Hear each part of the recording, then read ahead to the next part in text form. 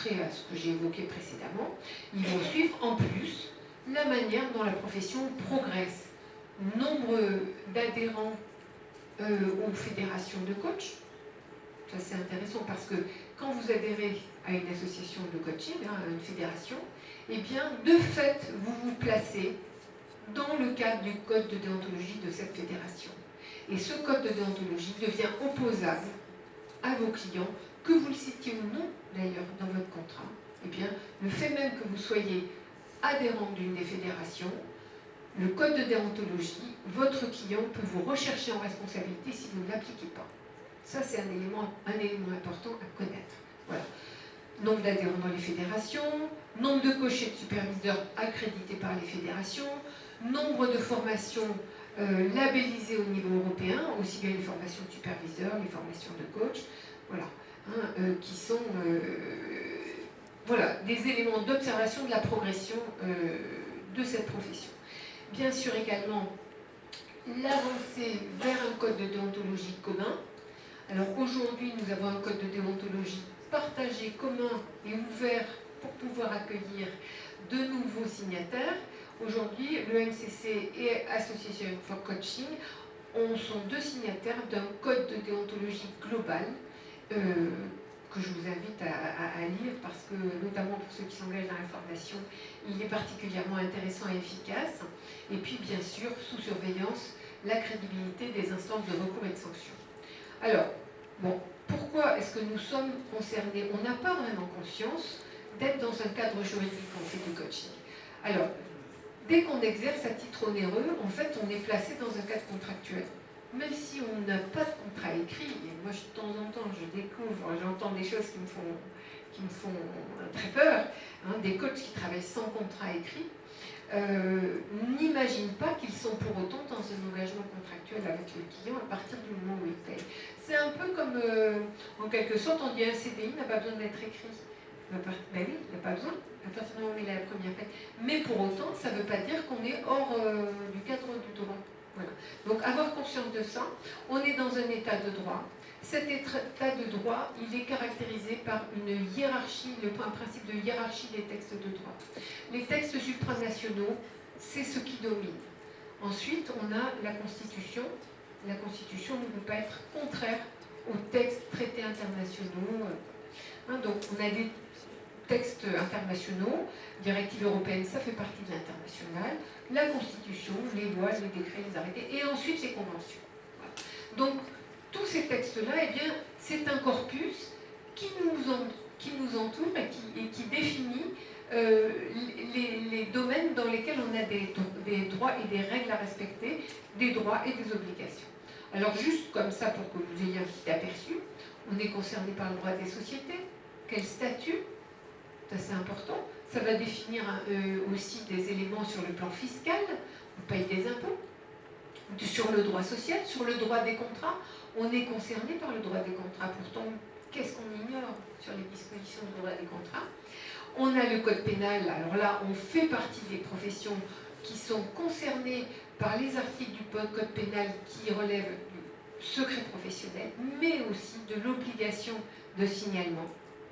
Voilà, et on est pénalement responsable sur ces articles-là. La loi informatique et liberté, le code civil avec le droit de la responsabilité. Alors c'est pas pour rien qu'on nous incite à avoir une assurance responsabilité civile professionnelle, c'est parce qu'on est réellement, civilement et pénalement responsable sur un certain nombre de plans quand on exerce notre métier. Il faut le savoir aussi, et puis il faut aller regarder d'un peu plus près. Le code de la propriété intellectuelle, que ce soit pour la protection de nos propres données, procédés, savoir-faire, mais également les données que nous confient nos clients, les documents qu'ils nous confient. Voilà, là aussi on est concerné par cet aspect du droit. On est concerné par le code de procédure civile et pénale, notamment pour la conservation des données qui ne sont pas les données confidentielles, mais l'ensemble des autres données, notamment en lien avec nos contrats. Et puis, bien évidemment, on est engagé contractuellement et donc juridiquement par les dispositions du code de déontologie si on adhère à un code de déontologie. Et puis, vous verrez également, c'est très intéressant de lire dispositions des assurances responsabilité civile professionnelle parce qu'elles définissent tous les faux pas qu'on peut être amené à faire, souvent de bonne foi, et sur lesquels on peut être recherché là aussi, et les rechercher financièrement. Donc ça vaut le coup d'aller s'intéresser à ces dimensions. Voilà, et bon, ben voilà, je déplorais que je ne pas renseigné, je trouve ça dommage. Bon, alors, maintenant, coaching métier d'avenir, oui, j'espère, hein, mais en tout cas, à mon avis, le chemin vers la professionnalisation au sens profession mature, il est encore long. Pour moi, on sera une profession mature lorsqu'on sera nombreux à effectivement avoir une bonne vision, à la fois une super formation, être engagé aussi dans les démarches d'accréditation, c'est-à-dire ce qui permet de vérifier dans le temps qu'on conserve son niveau, hein, ça c'est important. Voilà, alors là, bah après si on se dit quelles sont les options profession réglementée, ben finalement, c'est pourrait être de mon point de vue une option opportuniste et individualiste, en lien avec aujourd'hui la petite taille du marché, en disant bah tiens, voilà, on a un petit marché, 140 millions d'euros, bon, on va se dire bah du coup c'est très bien, ça va faire le ménage, et puis c'est intéressant pour moi, je vais peut-être avoir un master 2, voilà. Si on regarde, on met en perspective le marché du coaching par rapport au marché de l'audit et du conseil, 47 milliards versus 140 millions d'euros. Voilà, ou alors on se dit, ben voilà, ça vaut le coup d'aller vers une profession autorégulée, voire co-régulée. C'est un enjeu collectif, c'est une responsabilité hein, pour chacun et pour tous, individuellement et collectivement, à la fois dans sa propre pratique, et puis également collectivement pour justement créer cet avenir du métier. Voilà, c'est terminé. Merci Monique.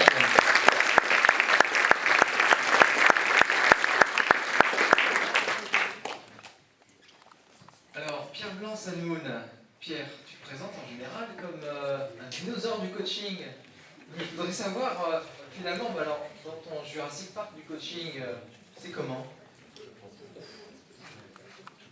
Bonjour, bonsoir. J'ai chopé un torticolis, parce que j'étais comme ça tout le temps à regarder la présentation. C'est très intéressant, Monique, ce que tu nous as présenté. C'est le PowerPoint Elbow.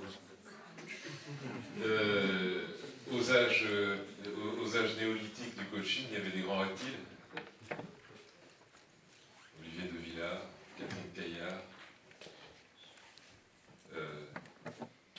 Vincent Lénard, qui ont tous monté des écoles. Beaucoup de reptiles freudo-lacaniens.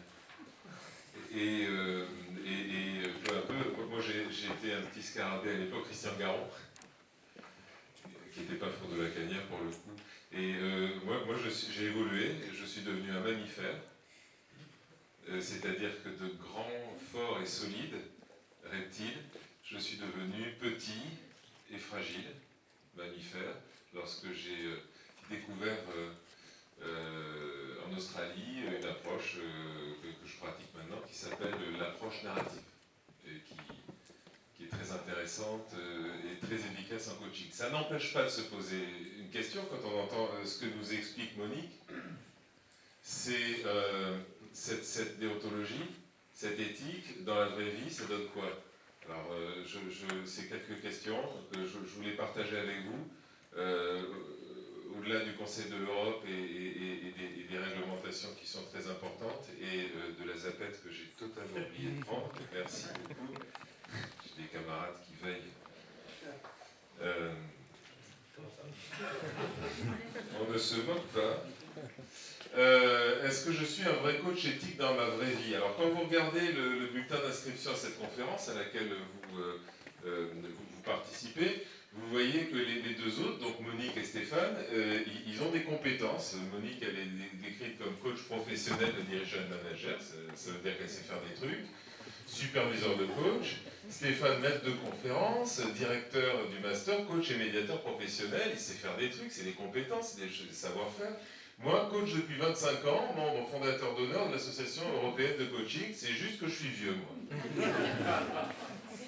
Ça donne aucune indication. Est-ce que je sais faire quelque chose? Qu'est-ce que ça dit? Qu'est-ce que ce récit dit de moi? Alors en plus, du coup, je suis présenté comme Association européenne de coaching EMCC, alors que, sachez quand même que le délégué régional de l'EMCC, il est là.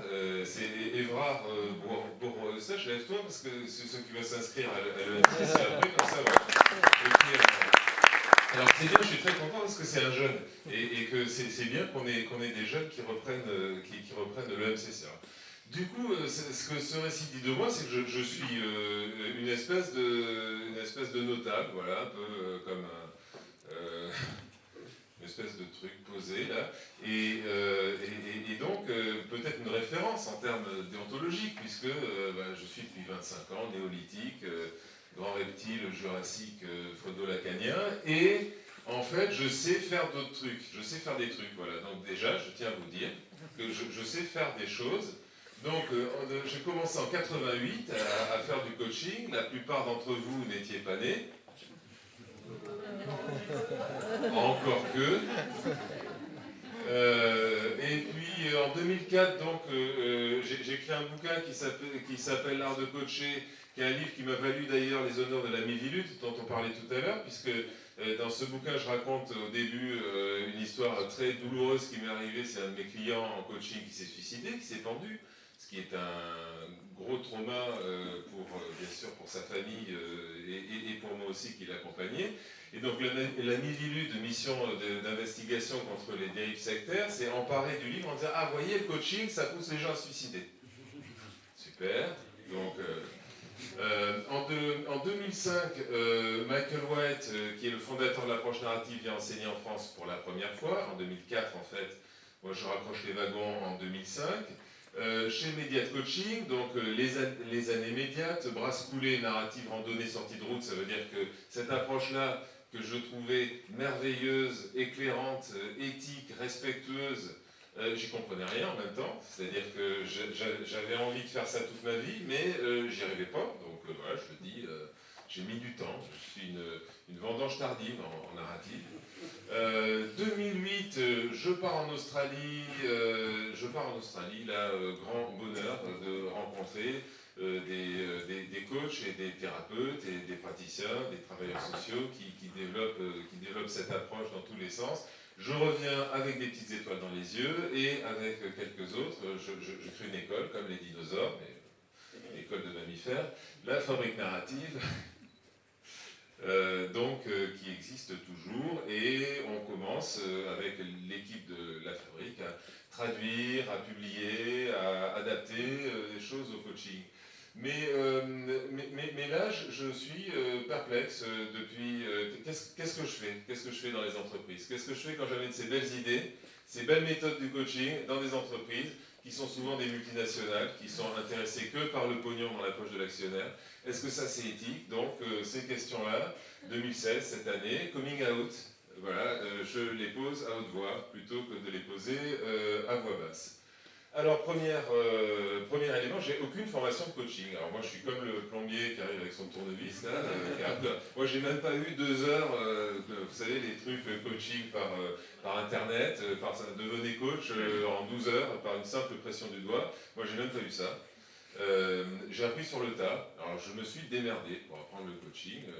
Un peu sur le tas quand même dans un cabinet qui s'appelait Garon Bonvalo Associés. Alors je le dis parce que plus personne ne parle de Christian Garon. Je trouve que c'est dommage. C'est pas parce qu'il est mort qu'il ne faut pas parler de lui. Au contraire, j'honore sa mémoire, comme je l'ai fait à Nantes il y a quelque temps. Donc j'ai pas de formation de coaching. Je suis totalement